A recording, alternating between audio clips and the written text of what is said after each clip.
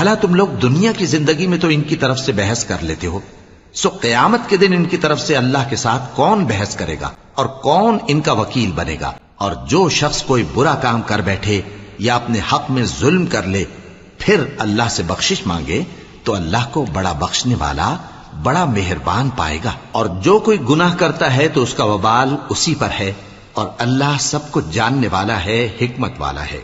और जो शख्स कोई कसूर या गुनाह तो खुद करे, लेकिन उसका इल्जाम किसी बेगुनाह पर डाल दे, तो उसने बुहतान और खुले गुनाह का बोझ अपने सर पर रखा। और ए नबी, अगर तुम पर अल्लाह का फजल और उसकी मेहरबानी न होती तो इनमें से एक जमात तुमको बहकाने का कष्ट कर ही चुकी थी, और ये अपने सिवा किसी को बहका नहीं सकते और न तुम्हारा कुछ बिगाड़ सकते हैं। और अल्लाह ने तुम पर किताब और हिकमत नाजिल फरमाई है और तुम्हें वो बातें सिखाई हैं जो तुम नहीं जानते थे, और तुम पर तो अल्लाह का बड़ा फजल रहा है।